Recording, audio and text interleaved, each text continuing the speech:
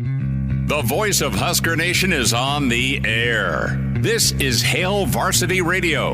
Insight, opinion, expertise, along with the biggest names talking Nebraska sports. Join in with the show at 402-489-1240 or 1-800-825-5865. Now, here are your hosts, Chris Schmidt and Elijah Herbel. Welcome to it. Great to be with you on a Tuesday. It's Hail Varsity. Chris Schmidt, Elijah Herbel, and you. 489-1240, 489-1240 to get in. 800-825-5865. Can dial us up, can find us in the stream. We'll get our starting five shout-outs going here in a little bit. Hail Varsity YouTube channel, Hail Varsity Radio, Twitter at HVarsity Radio. Hopefully you got out to vote. I know you did, Elijah. I am going right after the show to get it done, and we'll ask you to vote today. A little football poll, and just a simple question. Can call in, can write in, and I'm asking you what you want the offense to be these final three games for Nebraska football. Put the Superman cape on Dana Holgorsen as he's been brought in as a consultant along with Phil Snow. Some thoughts on that here momentarily with this Nebraska offense, with this Nebraska football team. We'll chat about it. Mitch Sherman going to join us from The Athletic. Mitch, of course, is Locked On Nebraska podcast as well. Mitch in about 15 minutes or so in hour two. Michael Bruntz going to join us at 5. And then Matt Schick will join us. Schick and Nick podcast. We'll also get to Mr. ESPN and Sirius XM Radio's take on the college football playoff, the state of Nebraska football, all that going down. But did you have to wait a while? Or was it pretty painless for you, Elijah, in and out to go cast your vote? Pretty painless, in and out, actually. Yeah? I'd say total time spent waiting in line was less than 4 minutes. I'm not going to ask you who you voted for, but I will ask you, did you write in anybody? I have had a tradition for a long time of picking one uncontested election to write myself in. Okay. That trend has continued. I don't think I'm allowed to say which one it is because now that is now political... whatever, not like I'm actually getting elected, but I do think there's a law against that, so I can't tell you which one to write in that I wrote in on, but I did write myself in, as is yearly tradition, in one uncontested election. Good for you. Good for you. I know it's been a little political in the old stream chat. Good for you, exercising your freedom of speech on that. Well, would you look at this, as I look up at our ads for the day, I don't think we got any political ads coming. Well... we were boatload full this morning. I lied. There is two in the show. Hey, you know what? Thank you. Thank you for the political advertising dollars. Yeah, no, 100%. Like it's big for us, but also I'm glad we're doing election day. Let's be straight. You're waiting for two things. You're waiting for a first quarter offensive touchdown. Okay, and you're waiting for the election to be over. You're waiting for two things right now as a Nebraska football fan. I'll say this. I think there are three games, and we'll stick with the two things, theme here. You have an opportunity right now with Dana Holgorsen brought in to fix. You've got enough to win with here. Could it be better? Sure. Should it be this big a mess? Game 9? No. But you can figure out something during the bye week. You can go out to USC, give her hell.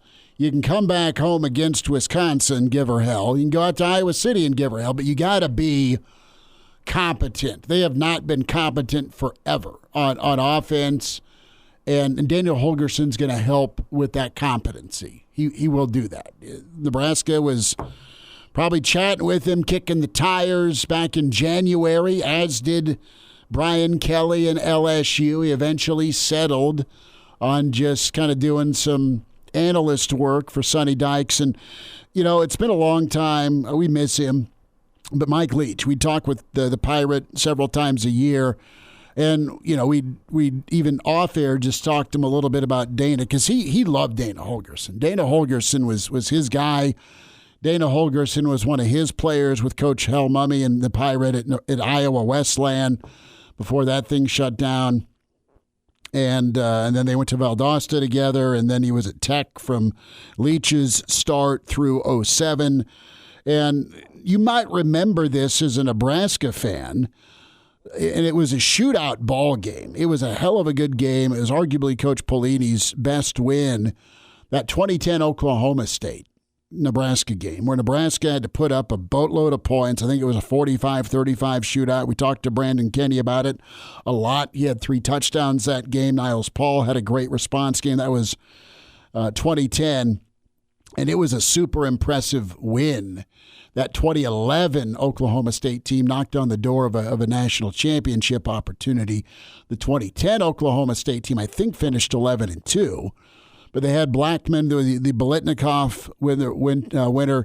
You had Kendall Hunter as the running back, and they were number 2 in the country in scoring points. Bo's defense did everything they could to hold down an offense that could run it out of the pistol and throw it. Brandon Whedon, Mr. Comeover, was the quarterback then.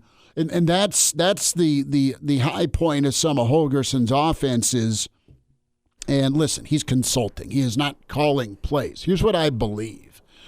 I believe he is going to have, as there are no limitations anymore, your consultant can go on the field and coach, right? You're not limited.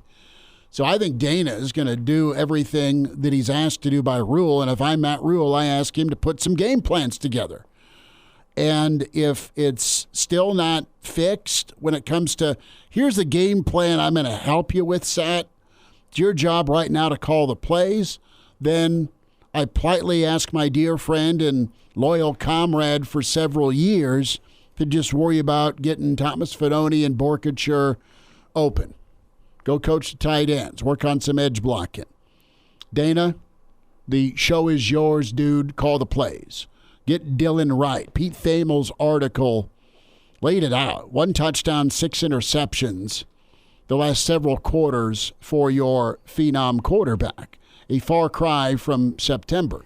Teams are going to get privy to what you're doing, and you need to be able to figure out how to show them something new and go attack them a different way, or at least with a different look, maybe with the same attack plan.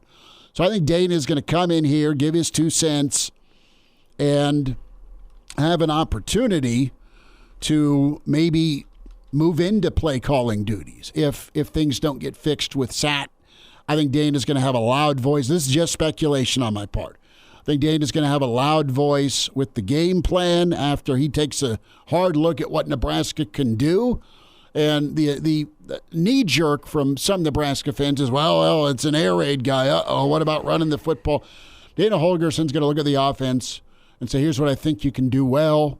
Here's what you should try and do well. And I don't think he is hell-bent on throwing the football 1,000 times. I know he's noted for quarterback coaching and development, and he's had guys that aren't household names. Geno Smith's probably his most famous quarterback. He's still in the league. And his best offense has been 2nd in the country. His worst offense has been 95th in the country. That was the Houston offense just a year ago that got him popped. But for the most part, he can put together some top teen, or even some top 10 offenses. Worst case, it's going to be top 30 or 40, which that would be a dream if you're a Nebraska fan right now, Elijah. Give me a top 35 offense to go with a top 20 defense, and you're winning football games. You're scoring points. Yeah, and I know you talk about the air raid moniker, and we'll get to the phone lines here in just a second. You talk about the air raid moniker. The offense that I think of whenever I think of Dana Holgorsen is that, was it 2012 through 2014 era West Virginia team? Geno Smith at quarterback, Tavon Austin at wide receiver. They threw the ball a lot in that offense. They did. Don't get me wrong. They still averaged. They could run for 200. I was going to say they averaged over 120 yards per game on the ground.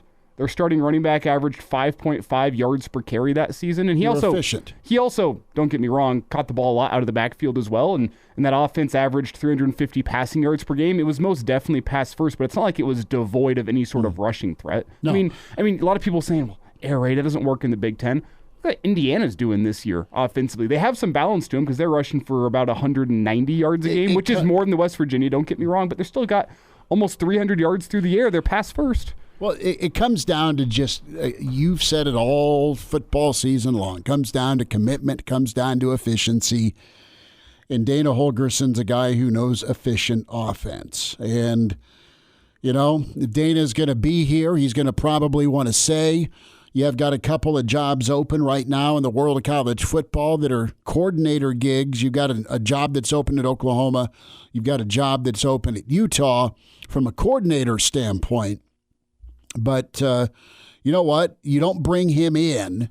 You don't talk to him in January and come back to him without, I don't believe, the possibility of taking over as offensive coordinator.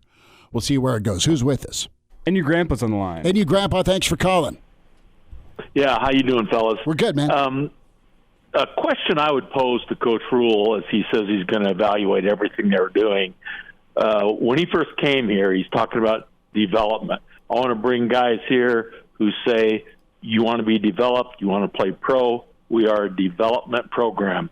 What I'd like to ask him, how do you feel, how do you grade, where are you with development in the receiver room, in the quarterback room, in the line play, both sides of the ball, tight end room, and so forth? And to me, that's where the analysis needs to take place. Oh, it needs to get better. I think he'd tell you it needs to get better. I mean, the wideouts you brought in to help bridge the gap from the youth, those older guys haven't performed. You haven't gone to the tight ends enough, and your quarterback's regressed. And bless his heart, he's a freshman. I'm going to stick up for the freshman because he's looked good early, but he's not been put in position with help to stabilize as teams have adjusted to him. Well, that was my comment. I just wanted to know how you guys felt about it. And if I was at the press conference, that's what I'd ask him. Sure. To grade the development in each of the rooms. Well, it's not good enough because none of those rooms are standing out and dominating on offense to put points on the board. Yeah.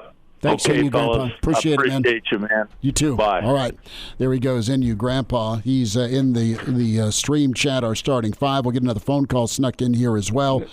Real Matthew is here. Mr. Snitley and Jeff Snitley, part of the Boulder Peace Treaty. Benjamin making an appearance. Benjamin, good to have you. 3-Putt is here. And you know what?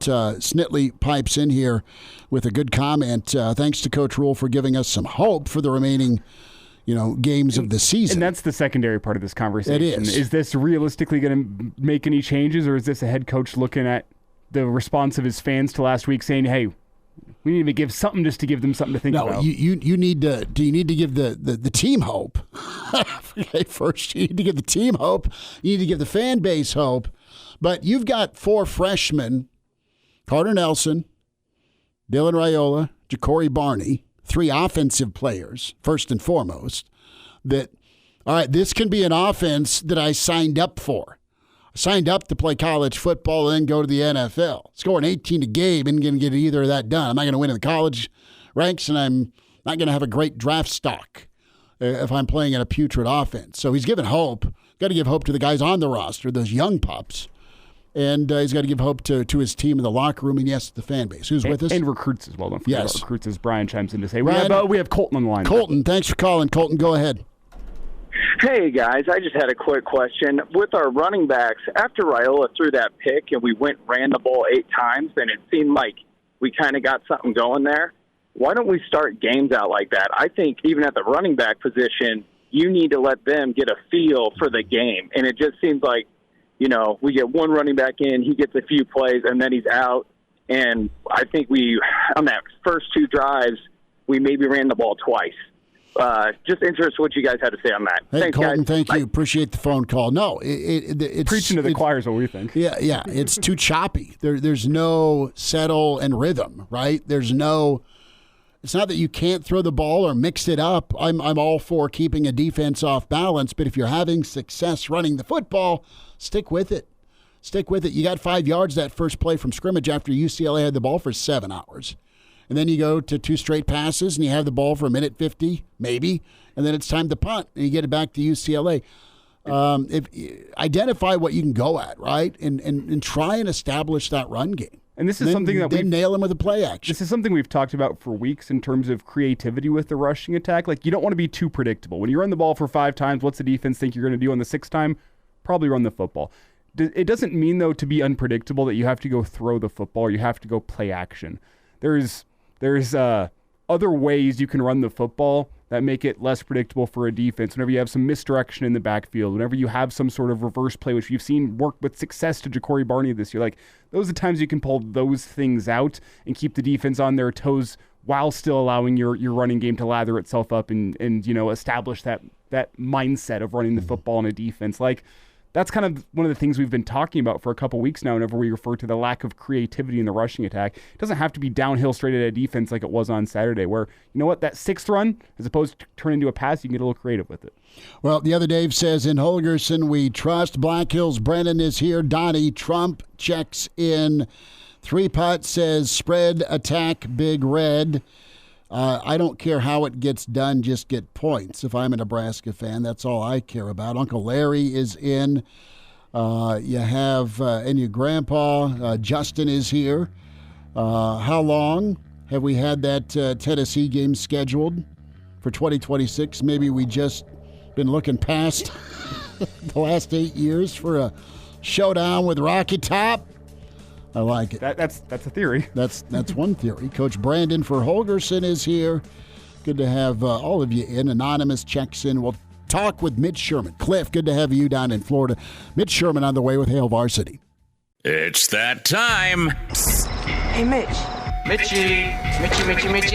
We're looking for you, pal. Mitch Sherman from The Athletic, talking Big Red. Unleash the fury, Mitch. Unleash the fury! On Hail Varsity Radio. Mitch Sherman with us here from The Athletic, at Mitch Sherman on Twitter. Your first listen, of course, the Locked On Nebraska pod. Mitch doing awesome work with that. Mitch, how's your Tuesday, man? Thanks for the time. My Tuesday is fine. It's going just okay. How about you guys? We're hanging in. Not ultra surprised by the Dana Holgorsen news. Phil Snow also brought on as those set of eyes Coach Rule talked about yesterday. But Mitch, wanted to start with Dana Holgorsen, kind of get your reaction to that addition here by Coach Rule in Nebraska. Yeah, well, this is an actual hire as opposed to Phil Snow or anyone else who might be in town. They are going to have hired Dana Holgorsen as an offensive consultant for the last month of the season, and I guess we'll see about the future, because generally a coach like this with his resume and track record and career aspirations after he was fired last year at Houston in November is probably not moving or spending a month in another part of the country unless there's some possibility of something down the road. And we all know that Matt Rule is going to have to look at some things with the way that this offense is being run. And I would imagine that how things work in November and having Dana Holgorsen around is going to be a factor in the way that they go moving forward. But he's a different kind of offensive mind than what Nebraska has had in Marcus Satterfield, or has in Marcus Satterfield and Glenn Thomas too. I mean, Dana is straight out of the spread offense system, the Mike Leach school of coaching, and it's evolved over the years in his time at West Virginia and Houston. Spent 13 years as a head coach. He was a coordinator at Oklahoma State and spent time at Texas Tech. He's been around mostly in the Big 12, and the Big 12 is different than the Big 10. So we'll kind of see what he thinks of the Big 10, especially in the last couple of weeks of the year when Nebraska plays traditional Big 10 programs. Interesting that he comes in and first Big 10 team you get is USC, but that's maybe not a taste of what everyone else has seen around here from the Big 10 over the last decade plus. But yeah, it's a very notable development, and obviously an attempt by Matt Rule to give this offense a shot in the arm as it goes down the stretch.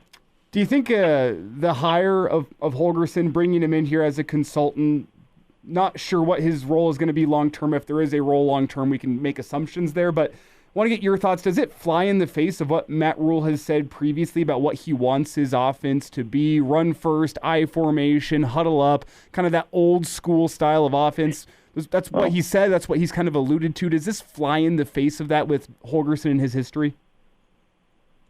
His early history was very much as to spread it out all the time and throw 60 passes a game. And he was on the cutting edge of the spread with Leach. But he evolved over the years, and he did incorporate a lot of run. Both at West, he had great running backs at West Virginia and had running backs at Houston. It's not the same offense that he ran last year that he was running in 2007 or 08.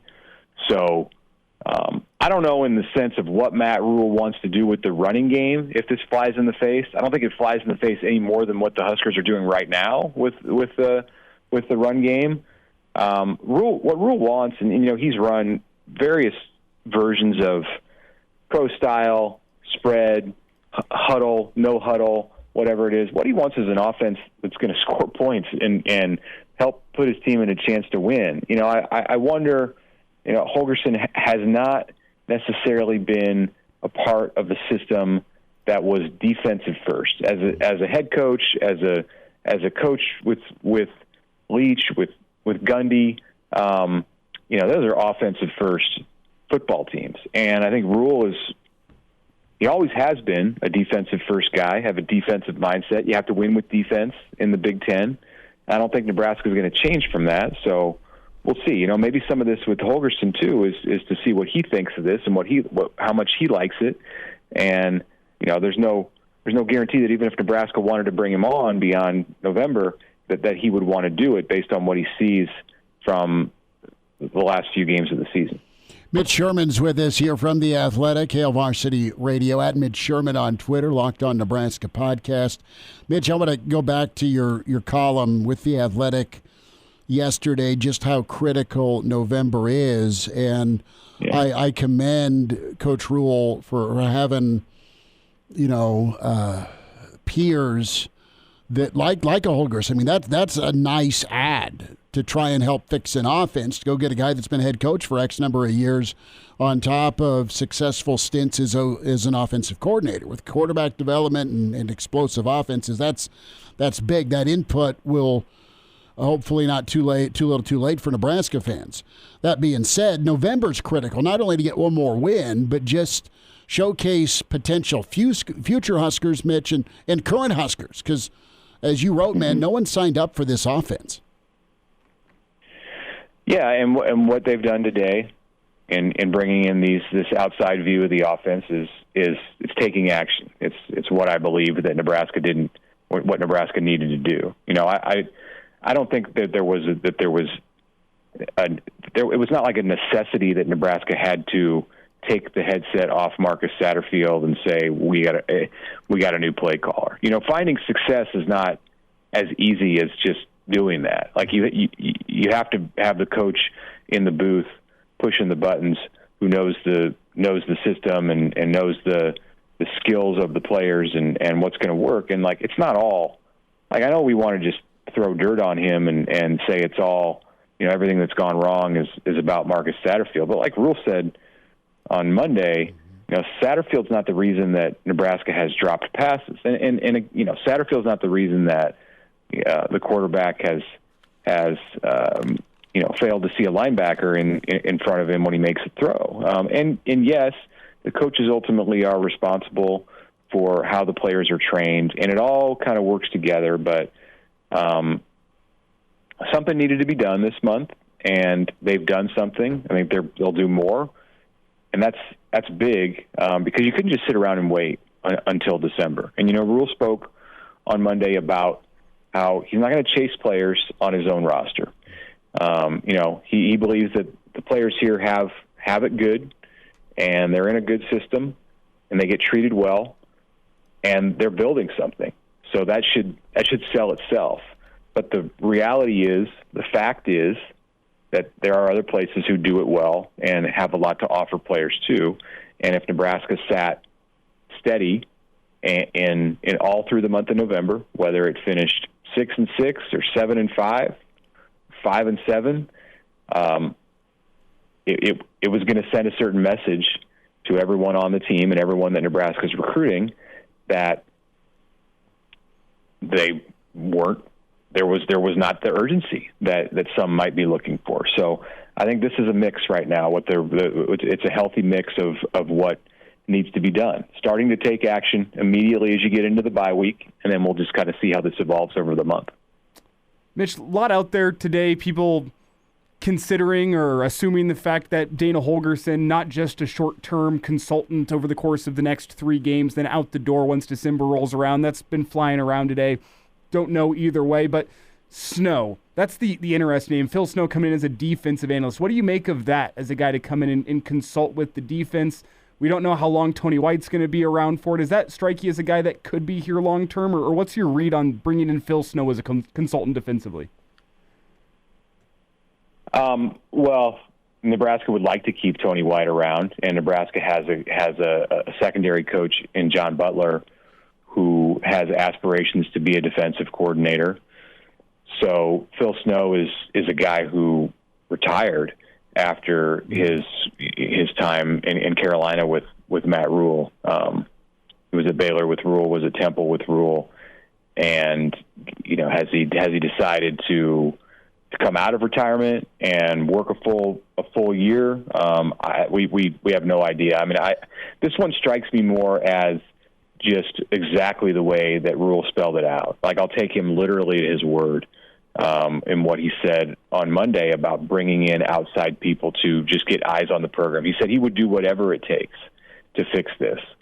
And from a defensive standpoint, it doesn't strike me that Nebraska needs to make a dramatic change. I mean, there are fixes, there are tweaks for sure. There are things that they can be doing much better on the defensive side. And next year is going to be a different challenge altogether because you lose so many veterans and there'll be new pieces to plug in. But I think with Snow, it's really just, probably more than just X's and O's on the defensive side. I think he's probably coming in to, help smooth out, help give Rule ideas to smooth out the entire operation.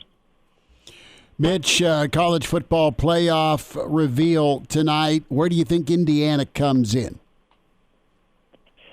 I've got them at, I believe, 7 or 8. Well, okay, I had them 7 when I ranked the teams without the seedings, just in order of who I think the committee would believe is best, 1 through 12. And in that ranking, BYU is below Indiana, but in the way that it's going to come out on ESPN tonight, they're going to put them into the bracket the way they'll be seeded.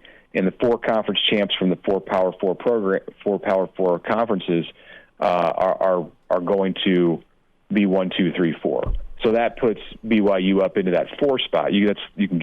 That's one spot you can guarantee right there. BYU is going to be the 4 when this thing comes out tonight, and so that bumped down Indiana 1 for me to 8, and the 8 seed, which would have them hosting a game.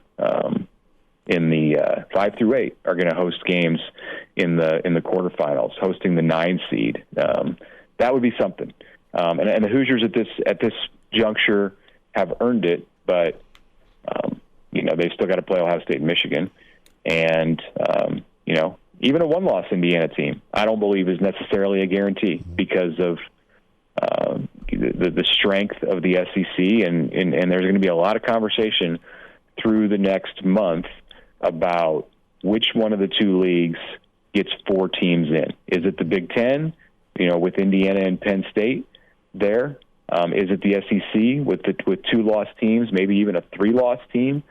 Or is there a way for both leagues to get 4 teams in? I think that would require Notre Dame to lose. Yeah. Mitch, awesome stuff, man. Appreciate you giving us a few minutes. We'll check in with you down the road. Appreciate it, man. Okay, thanks, guys. There he is, Mitch Sherman with us here on Hail Varsity. Mitch with The Athletic, at Mitch Sherman on Twitter, and the Locked On Nebraska pod. Open phones till 5. Michael Bruntz coming up. Matt Schick, thoughts on the Big Red and the playoff setup. 489-1240 to get in. And now, back to Hail Varsity Radio. 489-1240. You miss Mitch Sherman, get the podcast. Subscribe, Spotify, iTunes, Google Play.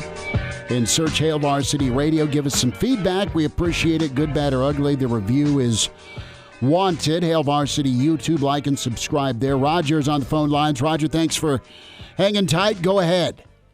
Hey, listen, I've got an idea. Anyway, I know Raiola came in as a number high 5-star quarterback. High school. And we dropped him in and told him now he's going to be a college kid. We used to have the junior varsity where they would play teams the first year. They learned college playing. That's no different than taking you and saying, okay, here, get in that Indy car and start driving it. Well, you can drive, can't you? I can drive it. I'd hit a wall, but it's just it's just I know how it used to be, and I know that it was a reality that Nebraska's JV with Irving Fryer, Turner Grill, and Roger Craig would beat Kansas's varsity back in 1979. I know it, but it's not how it is. And if you want to get the 5-star, you got to play them, and you can't screw them up. They got to perform and feel at least pretty good about the future, man. But he can perform at a high school. He's not college yet. We're expecting too much from him. If he can't see an open player, it's apparently that he's not ready. I think he's ready, Roger. He's just sick of getting hit, man. He isn't trusting what's out there. That's a far cry from what it was against Colorado and even the first half of Illinois. Well, I know, but still, he's showing his inability to be. But we got to be patient. We got to be patient with him. Anyway, I appreciate it, Chris. Thank you. Thank Roger, you for letting me come on. Man. Yep, Roger, thanks for the call. Yeah. No, I think the fan base is patient. They're not pissed at Raiola. They're pissed at the situation he's in. I like his comparison to the IndyCar because I think Dylan Raiola came in and was driving the IndyCar well in the practice laps, set a good qualifying lap, and then you get another 19 cars out there with you, and things get a little bit different. You get some psychos out there that want to swap paint. Mm-hmm. And then that second race, you hit a wall, and now you're driving a little bit differently through the rest of the year because you don't like hitting walls. It's no fun. And I think that's just a reality of the learning curve. He talks about the JV team. Guys got to handle some of that learning curve of making it to college back in the day on the JV team. Similar to preseason, the NFL, you kind of get your feet wet before it's the real live bullets. It's not a reality. I mean, it's the same in college or in NFL now where you throw your rookie quarterbacks into the fire and they either sink or swim. And some of those guys, it takes a couple of weeks for them to find their footing under them. It's a reality. But right now, I guess to go back to the IndyCar example, the race team isn't doing him any favors in terms of him being able to be confident in his car as it goes around the track after he's already hit a wall and he's already dealing with some issues in terms of confidence. They've taken his gloves and helmet. Get out there, son. Go 210. Brian in the stream says, okay, recruits would rather play in Holgorsen's offense than Sat's cluster bleep of an offense. They see themselves making plays and making it to the league. Who exactly has Sat coached up this year? And that's it. And that goes back to an earlier caller's comments on position groups. And it has been so uneven. And so let's just talk about Holgorsen and what's realistic, okay? What is realistic to me is between now and when Elijah is doing his tour of L.A., when he's coming to us live from the Viper Room on a Friday and live from Roscoe's just outside of USC. I don't know if that's happening. Come on, dude. Great That'd be legendary for you to be doing a live hit from Roscoe's. I want it. Elijah wearing red at Roscoe's has been shot. Wow. Well, you shouldn't be wearing red anyway. But I'm just saying, you go to the press box or you go to the stands? I don't know yet, actually. Okay. I don't know yet. If you go to the press box, you're not wearing red, is what I'm saying. Anywho, I just totally went off the old on-ramp there the wrong way. But what I'm saying is you have 12 days to get a plan together, get the offense regrouped, and go score some points because there is talent enough there. USC just whacked their quarterback, right? I mean, if you don't go beat USC, I mean, the only team that's struggling more than you is them. with Lincoln Riley and company. And they've been in some dogfights as well when we talk one-score games. Who's with us? Go to Pete. Pete, thanks for calling. Pete, go ahead. How you doing? We're good, man. Just kind of shooting the breeze here about Dana Holgorsen. Well, I guess in my opinion, and I'd like to hear your comments, but, it's not just the offensive coordinator. I don't think the offensive coordinator gets a feel for the game and what the opposing defense is doing. So I don't think he's very good at game flow of calling plays. But the truth is, the quarterback is a lot of the problem, too. We've had open receivers, and he holds on to the ball too long, and he won't throw it when they're open. And he won't check down very much. I think he's confused, and maybe that's because the quarterback coach and the offensive coordinator is in his ear all the time or something. But there's definitely a disconnect there. And I don't know if he'll get out of that this year or if somebody else has to come in and play and he has to sit and watch for a bit.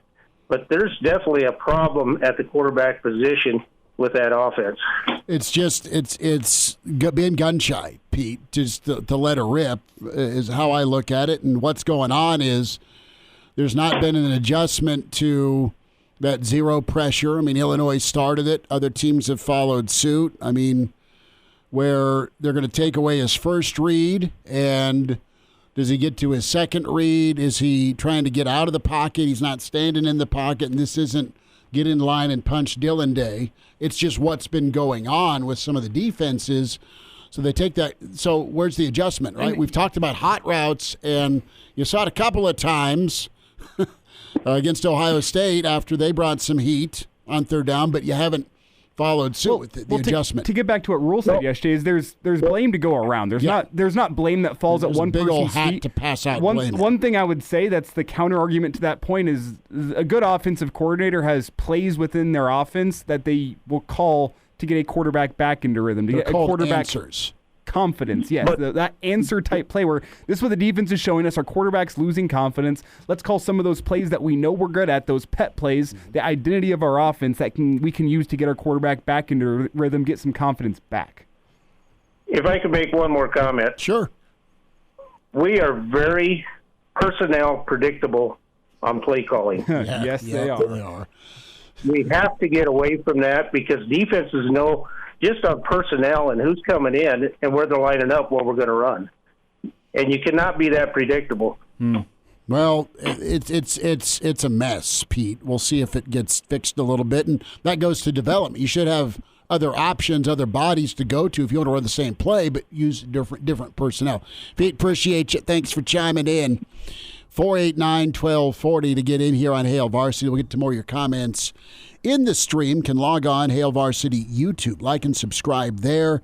Hail Varsity Radio Twitter at HVarsity Radio is where you can also watch the show. And we'll get to more of your comments here on the offense. But, yeah, I mean, there's just a lot going on, and the big complaint has been creativity. And, Elijah, I kind of want you to go into, we were talking about this yesterday after the show, about just like an example you told and showed me about with Oregon, what they do, and Ohio State. We'll wind down hour one next. And now, back to Hail Varsity Radio. Back with you, it's Hail Varsity. Chris Schmidt, Elijah Herbel, Michael Bruntz, Husker 24/7 Sports on the way. Here in about 10 minutes, we'll sit down in extended chat with Matt Schick of ESPN, Sirius XM, the legendary Schick and Nick podcast. Talk some Big Red and some college football playoff. Hope Indiana can get in. Month of football left. They got Michigan. They're still favored by 2 touchdowns, but 4 Big Ten teams would be good. Indiana's best win right now on their 82nd ranked strength of schedule is Nebraska. Can Nebraska get things flipped around? We've had plenty of thoughts on Dana Holgorsen.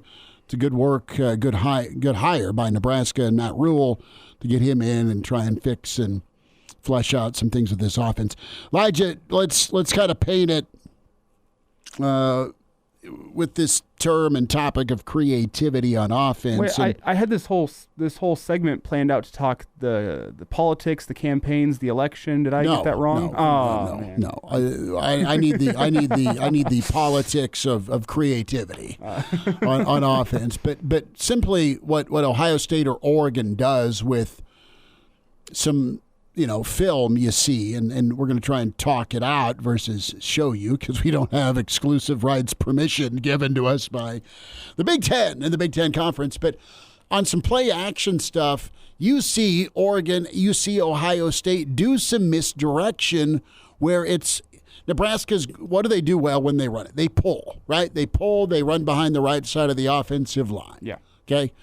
And guess what? One of the plays that sticks out to me was this run look that Chip Kelly had set up for Ohio State, where it was play action, it was a roll left, and then a throwback right by Howard to one of the Ohio State wideouts. Ibuka, thank you, for the touchdown. Great play call, shot play call after they just punished him for a couple of 8, 9, 10-yard gains and then another 12-yard gain. So they were getting downhill on him, and then they popped him with play action. Well, that looked and smelled like a run play, and then all of a sudden it's one-on-one coverage. You get about 3 yards of separation with the play action. The quarterback had no hope, and Ibuka got wide open for that touchdown. And you just don't see even that you don't even see guards pulling in run action to set up play action, really. I mean, yeah, at least we haven't seen a lot of it from Nebraska from a creativity standpoint. Yeah, and it kind of gets back to what I was saying in the first segment about like creativity is such a buzzword offensively, and there's little things you can look for. We're just using the example of what Ohio State did. And there's another play I showed you yesterday. Oregon had a similar look where it's something Nebraska's run all year long, where you have that little zone action on the inside. Mm-hmm. But what they did, I guess it wouldn't be a zone action, it's a power action. They pulled the guard with that zone action before they fling it out to the flat. And it's just a screen action on the right side. You got one receiver block, and you have 2 offensive linemen heading out to that right side to go be lead blockers as well. Very simple play. What they did, they pulled the guard the other way. And you see what happens. The interior defensive line isn't flowing down the line of scrimmage, trying to keep that wide receiver from cutting back inside. It held the middle linebacker, I think it was Ernest Hausman, in that middle of the field for a half count, so he's late getting out to the wide receiver, and he can't make the tackle. A little thing like that, just pulling a guard around. It's not a loss of 2 or no gain on a screen. Yeah, it doesn't change the play. It's still the same play, but it adds another wrinkle. It adds a little creativity to that element. That's what Oregon is doing well all game. They're pulling the guard, following him up the field. A little thing like that, you don't see much of that from Nebraska's offense. Just an example, but it's what we talk about when we talk about Nebraska's offensive lack of creativity. Let's make sure you get buckled up. Use your seatbelt. It saves lives. Only a properly worn make it click. A message from the NDOT Highway Safety Office. Bruntz next. The voice of Husker Nation is on the air. This is Hail Varsity Radio. Insight, opinion, expertise, along with the biggest names talking Nebraska sports. Join in with the show at 402-489-1240 or 1-800-825-5865. Now, here are your hosts, Chris Schmidt and Elijah Herbel. Back with you, it's Hour 2. It's Hail Varsity. Chris Schmidt, Elijah Herbel, Matt Schick to join us here in a little bit. The stream is hilarious. It's on fire. Can always be a part of it. And check it out, Hail Varsity YouTube. And Brian's asking, was Pat White at West Virginia? He was, but that was under Rich Rod. Great Red Shark said Sat showed up to work today and Dana had his cowboy boots on Sat's desk, leaning back in the chair. That's a funny image. We welcome in Michael Bruntz, Husker 24/7 Sports. Follow and find Bruntsy on Twitter at Michael Bruntz. So level of shock that Dana Holgorsen's already in town. Bruntsy, thanks for the time today. Hey, no problem. Yeah, he was there yesterday too. When Matt Rule was talking to us. So. Was he in the back just hammering pizza and no one noticed, unlike it was a wrestling match? I didn't notice. I probably should have my head on more of a swivel there to look for any visiting eyes. But yeah, no, I think there's obviously the connections between Matt Rule and Dana Holgorsen are well documented going back to, it was in January, remember, where he kind of showed up at a Nebraska wrestling match randomly. And so, it makes sense, I guess, that if you're going to have eyes, you turn to somebody like that. And, I going back to January, there was kind of some discussions about if there was a place for him in an analyst-type role on Matt Rule's staff. And, I don't think the timing of everything lined up particularly well. He was kind of fresh off the stuff that went down at Houston and losing the job there, and was being pretty selective about what that next opportunity was going to look like. But obviously a well-respected offensive mind and somebody that can probably give some ideas and kind of go through things with a fine-tooth comb. So we'll see what comes of that. But that at least that name certainly catches your attention. What do you make of just this information becoming public that it is Dana Holgorsen, Phil Snow, the two guys you're bringing in? Because especially when I look at Holgorsen, whenever the name's floating out there all off season long, he's seen at a wrestling match. It's interesting to me, the fact that it gets floated around publicly with everything that's out there from a fan base point of view with Satterfield. Doesn't feel like it would inspire great confidence in your offensive coordinator to have this guy in particular to be the guy that's brought in after what happened last offseason. Is there somebody that would be brought in that would you wouldn't feel that way about? I mean, I guess that's kind of... I guess with the fact that it's so public today, and I'm not saying that's coming from Matt Rule or anyone within the football team, it just, with it becoming public, it doesn't feel like that inspires great confidence with Satterfield. Got it. Yeah, I mean, I would think that it doesn't surprise me that it's out there, I guess. It's also from the football program's point of view, it's also you're kind of showing your work here, right? Mm-hmm. Like you're basically saying I mean, aside from everything else, obviously that you're correct in the history kind of raises an eyebrow, but at the same time, you're like, okay, look, we're acknowledging the problem here.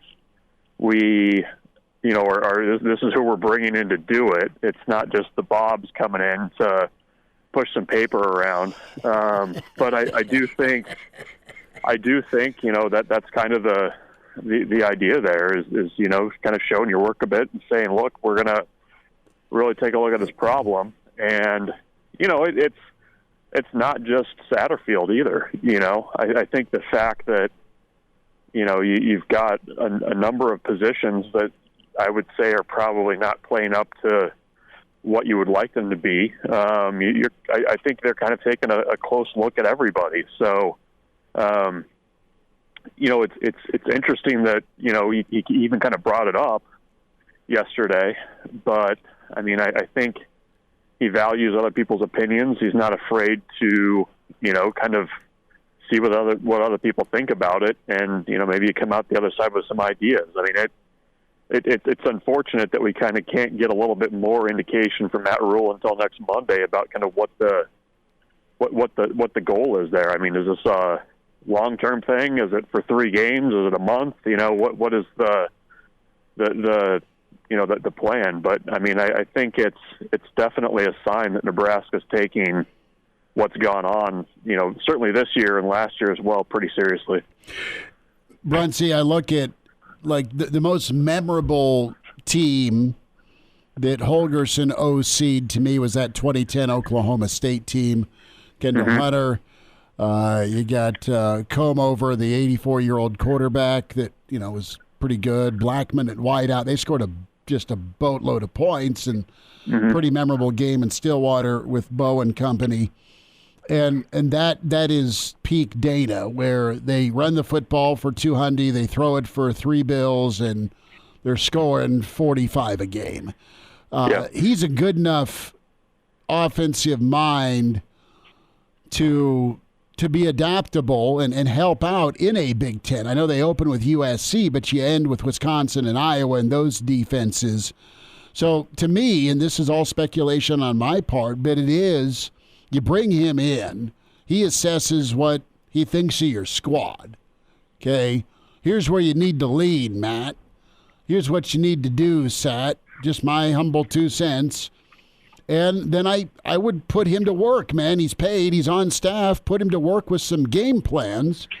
And if the in-game play calling or feel is still lacking, there's no rhythm, then give the guy a headset. I mean, I think that's you got break in case of emergency right here, man. I think that's the end game with this.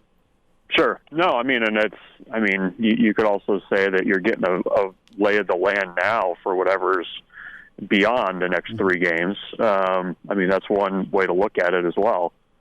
But yeah, I mean, I think it's interesting too because, you know, stylistically, he doesn't necessarily match up to what the stated goal has been for Matt Rule since he's been at Nebraska. At the same time, you mentioned that Oklahoma State team.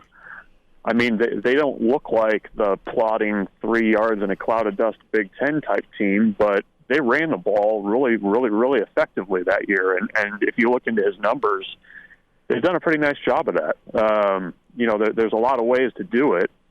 And, you know, I think, you know, Nebraska needs to be open to that. I mean, look what Oregon's doing. Look at what some of these spread teams are doing in the Big Ten now. I mean, as much as we want to kind of paint the Big Ten as this, you know, maybe the way it was 30 years ago or, you know, Iowa punting from their opponent's 35, there's other ways to do it, certainly. So, yeah, I'm eager to kind of hear a little bit more about kind of what this looks like. But, you know, going back to what Matt Rule said yesterday, there were some little nuggets that I thought were kind of interesting. And one of them was about, you know, the types of things that they're game planning during the week, maybe not being what they need to be doing or taking a hard look at that.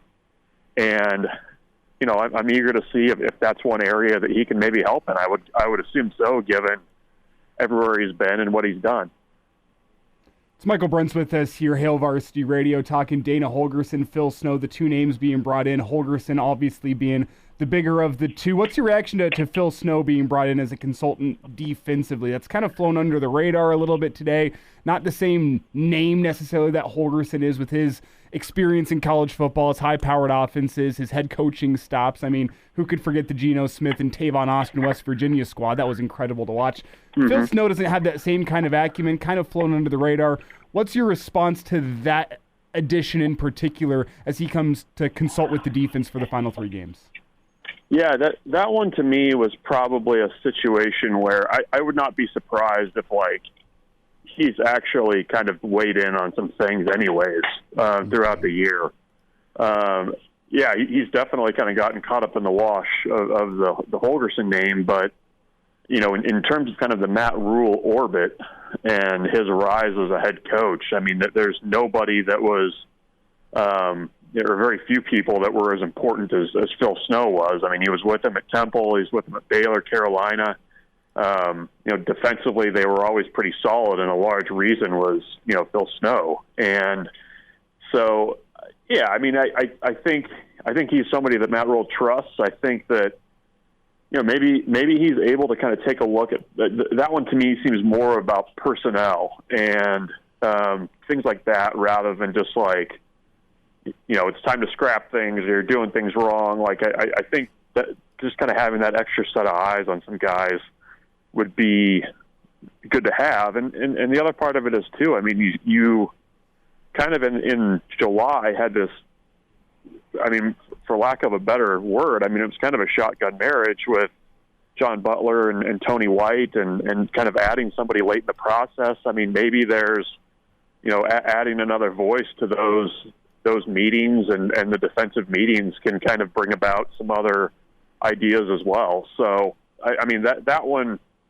makes a lot of sense to me, just given his history with Matt Rule. And, I mean, I think it's pretty common for coaches to lean on somebody like that during the season that they know and trust and, you know, maybe doesn't have a full-time, you know, like in-the-box type coaching job that they're having to do day in and day out. Bruntz, you got to switch off and get your take on the recruiting world. What are the potential ripple effects with a name like Holgorsen that is buzzworthy to guys Nebraska is still chasing on the trail? It's a big recruiting week for Nebraska, a big month for Nebraska to you said it perfectly, showing some work. Yeah, I'll be eager to see if it makes any waves. I mean, I think part of it is just kind of not knowing what kind of how things are going to settle once the smoke clears with him.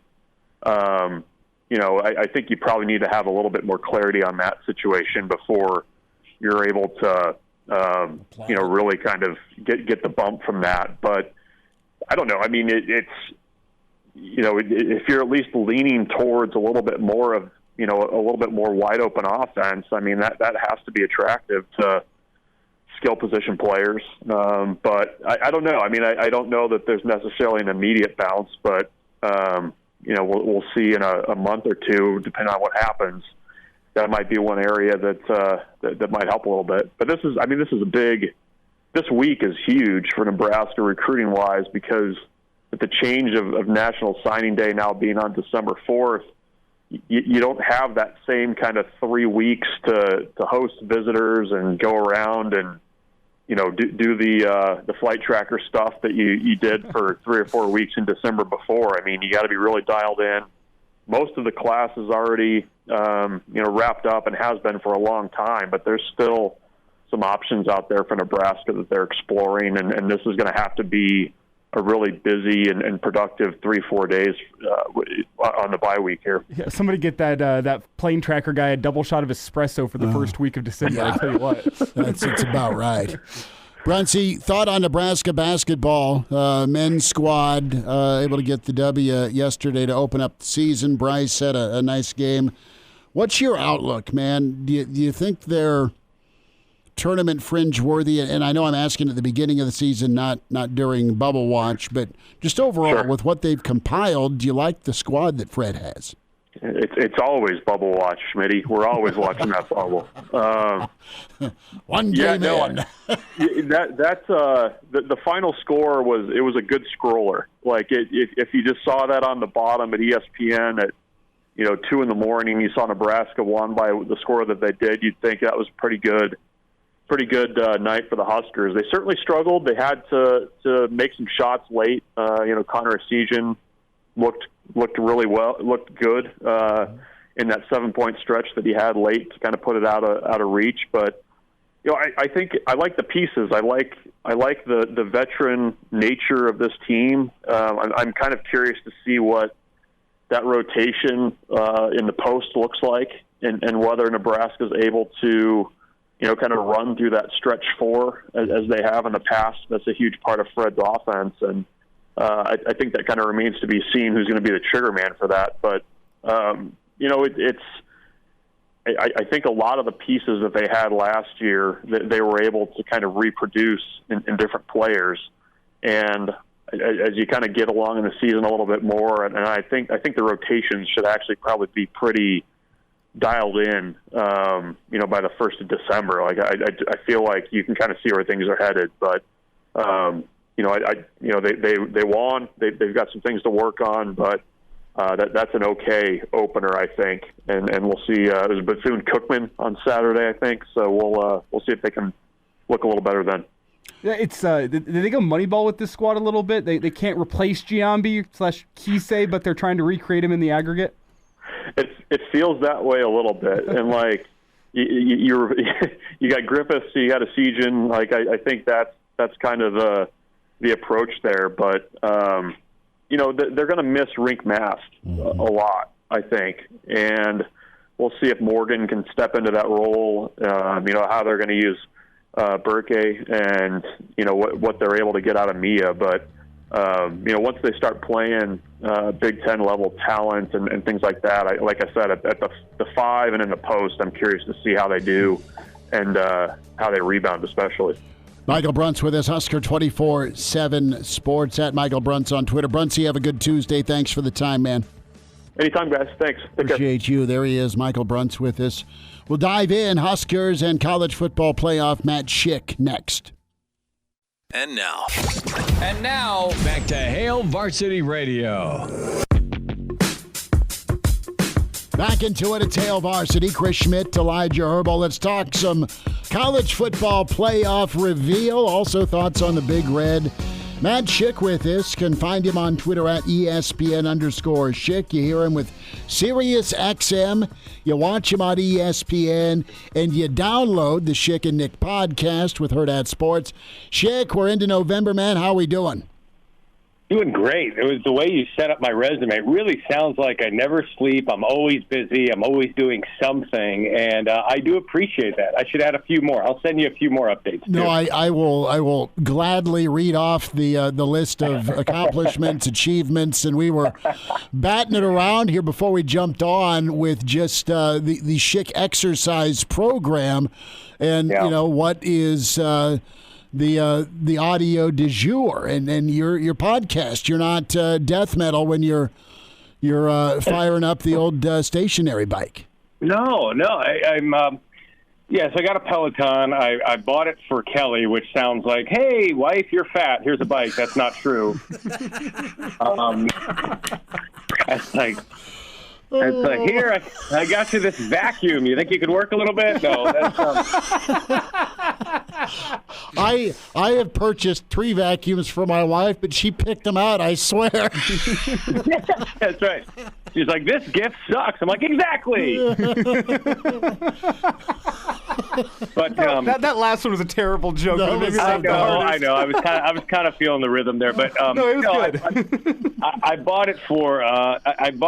She asked for one, and I was like, you know what? If I get her one, then I will use it too. So that'll be good. So I bought it, and I'd probably do it, a couple of times a week, and I'll probably run 4 to 5 miles 2 or 3 times a week, which is good. I'll take the dog sometimes. So I try to stay in shape. I mean, my DNA just does not allow for me to just sit, and my job is pretty sedentary, but I always feel like if I eat a cheeseburger, I can feel it. I know where it is, and I know how much I now weigh.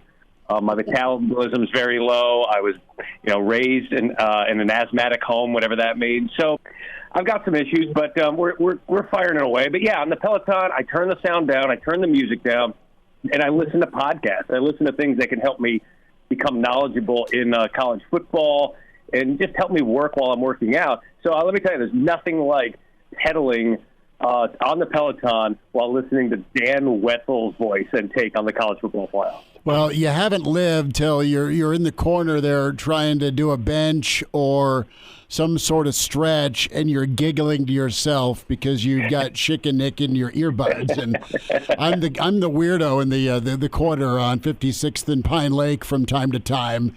There's some tears, like, and one of the folks, are you okay? Yeah, I'm just I'm laughing at something funny. I'm really not having an asthma attack, I promise. Yeah, I always tell people, too, that you should never, we did this during the radio show, just don't listen to it if you're doing, bench press without a spotter, right? Like that can be a dangerous thing, because then you start getting loose with it. It's hard to laugh and play hard, right? Mm-hmm. So that's kind of where we're at. I know someone somewhere is listening to this interview right now with an earbud in at their gym, about to sit down on bench, and they just reconsidered things because of Schick. So thank you. There we go. Yep, vacuums and bikes for the old Christmas win. Schick, Dana Holgorsen in all his glory, now a consultant, queue up office space, but maybe he'll have a voice in Los Angeles here in a couple of weeks. Nebraska's offense is brutal. Yeah, I give real credit for getting some outside voices. It's never good for the inside voice when you bring in an outside voice. And so that's never great for those that are in IT when you bring in an outsourced IT person, right? Like back to the office space scenario. So, yeah, if I'm Marcus Satterfield, I'm maybe looking a little over my shoulder. I'm wondering how long I'm going to keep my desk, how long my nameplate is going to be on the door, and those kind of things. But, to Matt Rule's credit, I mean, you got to figure this stuff out. And Dana Holgorsen has had some really good offenses in the past, whether it was at Texas Tech or Houston or Oklahoma State, even at West Virginia. He's figured it out. He knows it. It's good to have a different set of eyes on it. But it was less than encouraging when Matt Rule was asked what is wrong with the offense, and he paused and let out the biggest exhale like he had just read the news that World War III is starting. Like he just couldn't believe, and he didn't know how to answer the question. So, if you don't know how to answer that question, you better bring in somebody else. And I think Dana will prove to be beneficial? Is it enough to, turn 5 wins into 7? Probably not, but at least it gives an indication of, hey, let's figure this stuff out. Realistically, how much do you think can change before the end of the season? You're going into the bye week. You got 3 games left, still searching for bowl eligibility. How much do you think can actually feasibly be changed from an offensive point of view at this point in the season? Or is this a move that, you leak it out to the fans, keep them happy, they don't like the offense, but we're bringing in some outside voices here to oversee things? What's your take on just how much this can actually change things? Yeah, I think the latter part is pretty salient point there about just, hey, letting people know we're working on this. I think that's always good for people to know that are helping to pay your salary and buy the tickets and invest in your program, that you are doing your due diligence. I think there are some things that can change, especially with a bye week. It'd be different if you didn't have a bye week. Like, what are you going to do when you're game planning? But, a guy like Dana Holgorsen could understand maybe some of the trends that you're doing. Maybe, are you being too predictable? Have you tried this? Have you thought of this? Why are you doing this? These guys understand football better than any of us and can look at something and analyze it within a split second and say, this right guard is doing this. Why is this receiver not planting here? Those kinds of nuance and minutia that can, turn an incomplete pass into a completion, can turn a sack into a 2-yard gain. Those little things around the edges, I think, can help. Again, is it going to be a huge positive? Probably not. But I think any step is beneficial. What Nebraska needs, Schick, is a plan that works, and a plan that gets Dylan Raiola into some rhythm, whether that's figuring out a way to run the football and settle him in so it's not all on him. I mean, it's such a house of cards with his offense because it's all got to work perfectly for them to get a positive yard or a positive pass play. And there's just really been no rhythm to the offense. And quite honestly, 2 of the last 3 weeks, the team has kind of just looked super lethargic when they've come out. And the Ohio State weekend, we were up in Columbus for it. Ohio State did not give one damn about Nebraska, hindsight being what it is because of how big the Penn State game was. So that was more about Ohio State taking nothing away from the Nebraska defense. But it's just been, quite frankly, a cluster post-Colorado. It's been a very plodding. All right, it just looks slow. It looks almost unathletic at times. There's a Barney that looks like he belongs, but there's others that you go, what are we getting out of this? Is it because they're not getting open? Is it because Dylan Raiola is seeing ghosts? Like, you look at the offense right now and the offensive efficiency rankings and slotted in the Big Ten. Rutgers is above Nebraska. Iowa is above Nebraska. UCLA, Minnesota. Like, these are programs that you should be better than, and in terms of offensive efficiency, and right now they're lagging behind. And I'm with you. I mean, I live with a lifelong Husker fan, and I get texts even during the game, even when we're in the same room. I get texts and saying, look, what I could call a better game than this. Why do they keep calling this screen pass on 3rd and long? Why are they doing this? Why are they doing that? And it's almost akin to, we are very results-based in our opinions. If Patron Allen gets in on 2nd down and goal when they run it straight ahead against Ohio State for Penn State, everyone's applauding the play call because, hey, it's nuts and bolts. But they didn't, so you criticize it. And if you try to run something creative and get Tyler Warren open and it's incomplete, you say, well, you got a little too cute. So you're damned if you do, damned if you don't, but you have to look like you're exhausting all options. And right now, Nebraska doesn't look like that. Matt, let's move to college football playoff. Your thoughts as the first set of rankings will drop tonight. Feels to me like Oregon's going to be number 1. After that, it might be anyone's guess. What's your take on what we're going to learn tonight and how you think these rankings are going to shake out? Yeah, my guess is it'll be Oregon 1. I think Georgia, because of the win at Texas, will be 2. At least that's where I would put them. I'd put Ohio State 3. Miami's in the top 4. And then it kind of turns into rankings at that point. I mean, Texas will be up there. BYU should be a top 8 team. Penn State shouldn't drop too much further than they were, maybe a top 8. I'm most interested to see where is Boise State and where is Indiana. Mm-hmm. Because if Boise State is above the Big 12 teams or is neck and neck with BYU, Boise State has an opportunity with maybe one loss or maybe an upset in the Big 12 championship game of BYU to move into that top 4, which would give them a first-round bye. And who would have thought the Mountain West Conference champ would get a first-round bye as one of the top 4 highest-ranked conference champs, and that's what they get.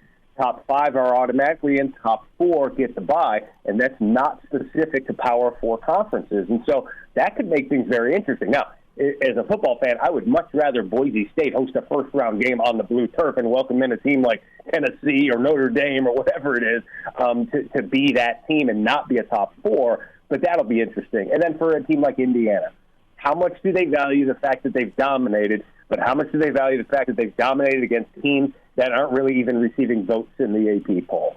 So I think if you put a Buckeye on the helmet instead of Indiana, they're a top 3 team. But they don't have any equity in the landscape of college football this year. So there's we still don't know. Let's see how you do against Ohio State in 2 weeks. So those are the 2 teams I'm most interested in.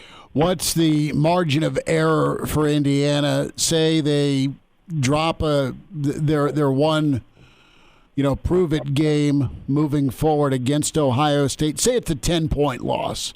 Are they safe at 10-1, and are they safe as a decent seed in front of a 2 or dare I even say 3-loss SEC team? Yeah, I don't think an 11-1 Indiana would be left out if they're competitive against Ohio State. Now, are they down 3 scores for most of the game and then pulled it within 10 with 2 minutes left? Right. Then that's a different conversation. But if they're competitive with Ohio State, you're essentially proving that you belong on the same field with them, even if you lose. Right now, they're about a 8-11 in that range point underdog to Ohio State. The worst thing that can happen to Indiana is get wiped off the floor by Ohio State. Judging by what Ohio State has done this season, I don't think that's going to happen. Indiana is going to be the best, if not the second-best team they've faced outside of Oregon. I put them neck and neck with Penn State based on how they've handled the opposition. And, as long as Indiana's in the game, which I think they will be, Nebraska showed you could do it. There are a handful of teams that have shown you can play with Ohio State for a half. That I think they'll be okay. 11-1 Indiana to me is in unless it's a 3-4 touchdown blowout. And now, back to Hail Varsity Radio. Matt Schick with us here on Hail Varsity Radio. Interested to get your take here on Bama and LSU. They play this weekend. It's whoever doesn't come out victorious, it's their 3rd loss. I know if Bama's sitting there with 3 losses, Kalen's going to keep hearing from every Bubba down there, but their playoff opportunity drops to 14%. Do you think we'll end up seeing a 3-loss SEC team in the playoff? I mean, are they going to be 4 deep, 5 deep? What's your take? Well, let's go do the math on it. Georgia's in, Tennessee's in. They likely will not have 3 losses. I think the only way you get a team with 3 losses in out of the SEC is if that 3rd loss happens in the SEC championship game, which means having a 2-loss team in the SEC championship game. So I do believe this Alabama game against LSU, when you lose this game, your best win, yes, it's against Georgia, but since then you've been trending in the wrong direction. They have not looked like a playoff team. Yeah, you beat Missouri, but Cook, the quarterback, wasn't in. Their starting running back was hurt. So you've got some issues there. You've got Mercer, Oklahoma, and Auburn at the end of the season. This is your last real proving ground to get it done. On the LSU side, LSU's a little more interesting because, look, they were competitive against A&M, probably could have won that game. They beat Ole Miss, an Ole Miss team that continues to surge. That's about it for them on their schedule. A nice road win at South Carolina. South Carolina's proving to be a pretty good team. But oddly enough, a win over Vanderbilt could prove to be beneficial for them. So I will say a 3-loss SEC team is not getting in simply because we're too late in the schedule and there's just not enough ground to back up. And I think there'll be enough decent 1-loss teams, frankly, out of the ACC, SMU and Miami. That's a 2-bid league right now. You go to the Big 12. If Iowa State doesn't lose another game, they're going to be in the Big 12 championship game. So those are the kind of things that I look at. And may I remind you, Colorado is one Iowa State loss away from probably playing for a Big 12 championship, I'm sorry to say. That's where I'm going. I mean, Colorado is surged. They're playing good football, and I know KU's been down, but it's not an easy finish for Iowa State. I think it might get a little dicey. We'll burn this audio if I'm wrong, but I think it's going to be a tight ball game in Lawrence for them, and then they end with Kansas State.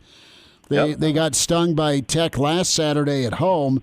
Colorado's, I want to see them and BYU in the Big 12 title game. I'd love that.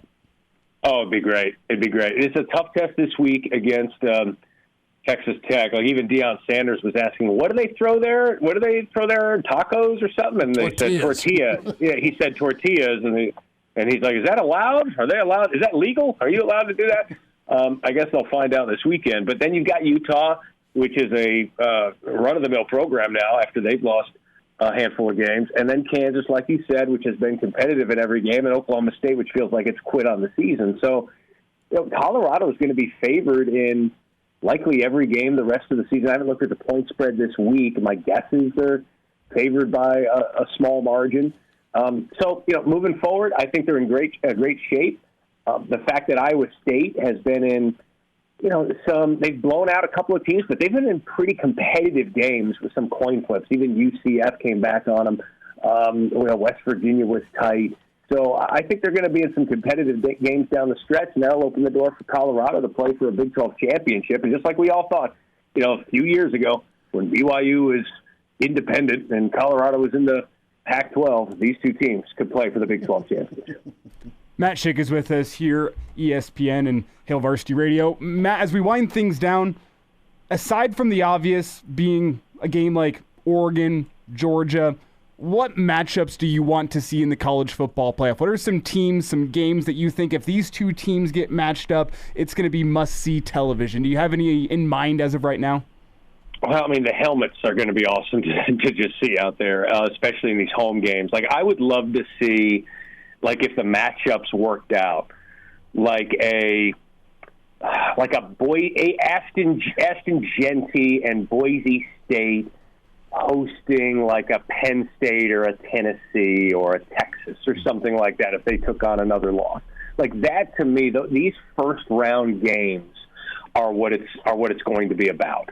A Indiana visiting another Power 4 program to say, hey, yeah, Texas, you think you're going to sleepwalk through us? Check this out. I think those things are going to be fun. I mean, keep in mind, if Ohio State doesn't win the Big Ten, they're going to host a first-round game against another Power 4 program, very likely. I mean, ESPN's projection has right now, if Bama wins out, doesn't win the SEC championship game, doesn't play in that game, Bama at Ohio State on campus first round. But, this is going to be much like the NCAA tournament, guys, where the best, most exciting games are the first round and the first weekend, and then it kind of fades a little bit. I think that's what you're going to see. These first-round on-campus games are going to be great regardless of the matchup. Yeah, the projections are super tasty with just the matchups itself. Coaching carousel, we know nothing is open, but you've got disgruntled fans at Penn State, at Ohio State, at USC, at Florida. Mm-hmm. And the two coaches that I think have wowed, one, of course, Cignetti for sure at Indiana. Fleck, and if Minnesota finishes strong, I mean, he's been trying to break out of Gopherland for a while, and he's done a hell of a job this year. What's your feel right now with the coaching carousel? Well, I think one of the interesting ones is going to be in Gainesville with Florida, and do they move on from Billy Napier? I mean, he's got a few more losses coming his way, and I wonder. I look at coaches that aren't necessarily on the hot seat, but might be looking for a change of scenery because right now it's just whatever they're doing isn't good enough for what their program demands. Like, you think about, like, if Florida opens. If Florida opens, who are they calling? They'll probably call Lane Kiffin, maybe at Ole Miss. Maybe they'll call James Franklin at Penn State, and say, hey, you want to come back down south to the SEC? And he'll be reminded that he was yelled off the field after a 7-1 start to Ohio State, right? And depending on how they do in the playoffs. So those are the kind of things that I look at and wonder about. Is there a coach out there looking to reset their clock, maybe get to a better climate, both coaching and weather, and maybe start over a little bit? I do wonder about those types of things. I'm not as familiar with the buyouts and all those things. Those things get sorted out by people more important than me. But those are where I kind of go. Matt Schick with his Schick and Nick, ESPN, and, of course, Sirius XM. Schick, be good, buddy. Get back on the bike. We'll talk again. Yep, another podcast to listen to, guys. Thank you. Gotta love Schick between vacuums and stationary bikes and the angry texts from his lovely Husker fan wife while they're in the same room. It's pretty good. Let me ask the question to you here, Schmitty. We talked about what you listen to when you work out. Obviously, the Schick and Nick podcast is a good one. Hail Varsity Radio as well. What's the music that you're listening to get you the energy you need? Oh, man. Sometimes I'll have an 80s mix. You on Zeppelin? Well, I'll do Zeppelin for sure. This is no joke. Maybe I'm a dork, but how many times can I make it through Stairway before this godforsaken treadmill trip is done? Right? How many times can I crank up Stairway to Heaven or When the Levee Breaks until I'm finally at my 2-mile mark? Right? I need Sexy Grinch to come bother me at some point working out. And now, back to Hail Varsity Radio. Back with you one final time. It's Hail Varsity. Chris Schmidt, Elijah Herbel. Like and subscribe. Hail Varsity YouTube channel. Hail Varsity Radio Twitter is what you follow at HVarsity Radio. And then the podcast, Spotify, iTunes, Google Play. Like, subscribe there. Give us some feedback, good, bad, ugly. We want the response. Appreciate that. Tell a buddy. And Captain's been in a while. He's talking NIL in the stream. Really good community there for you to be a part of and check out. Never a dull moment in there. Big thanks to Matt Schick, Michael Bruntz in this second hour, and Mitch Sherman. Mitch released the Fury in hour one. Tomorrow on the show, we'll check in with Mike Babcock, run down Evan Bland. In studio, Husker Wrestling, man. I can't wait. Mark Manning going to be with us at 5:20. In studio, excited for that.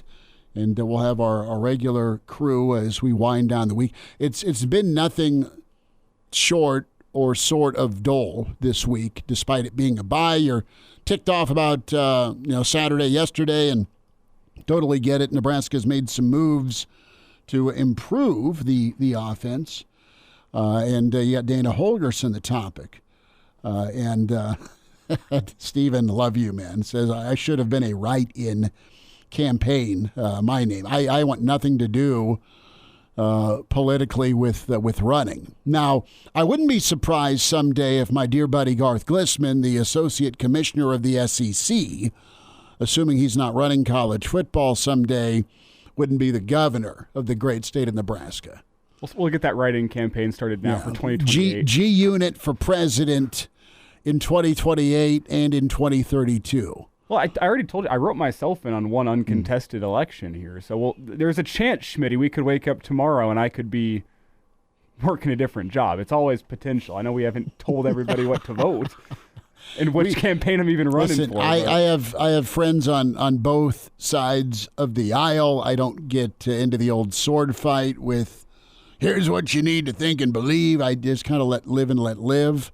I have some takes and some certain personal views, but I'm not going to throw that hand grenade without the pit on others. Well, let's be honest. This is a sports talk radio show. It is. Like, you're not listening to us for political but you've got opinions. at least, I don't want to touch that with a 10-foot I know. pole. At least locally, though, in our flagship here, Lincoln on KFOR. I mean, it's a nice blend of political and sports. It's good. Mm-hmm. It's good stuff. So I love the station here in Lincoln. Appreciate all of you hearing us around the Hail Varsity Network, AM 590 Omaha, of course, Columbus, News Talk 900, Kearney, Hastings, Grand Island, the Superstation, Central Nebraska. So we're smiling about that. But tomorrow we'll be ready to get back to some football and whatever the next 12 hours brings here results-wise. And I will say, as political as I'll get today, is still have time, get out to the polls. It's your most important civic duty to go out and vote. So if you're sitting in your car, when you say get out to the polls, home, you're saying get out and vote. You're not saying get to the club. No, you can do that after if you want. Hey, I don't judge. But no, it is your Elijah's on poll patrol. It is your most civic duty to go out and let your voice be heard. So if you're listening at home, you have your doubts, get out there, let your voice be heard. So the one day a year where it is incredibly important. So go out and do that before the polls close tonight. And then go tip Cinnamon. All right. Charlotte, center stage. Charlotte. I'm kidding. Y'all have a good night. Appreciate y'all. Back tomorrow at 4. And like and subscribe. Hail Varsity YouTube, Hail Varsity Twitter at HVarsity Radio. Talk tomorrow at 4. Thanks.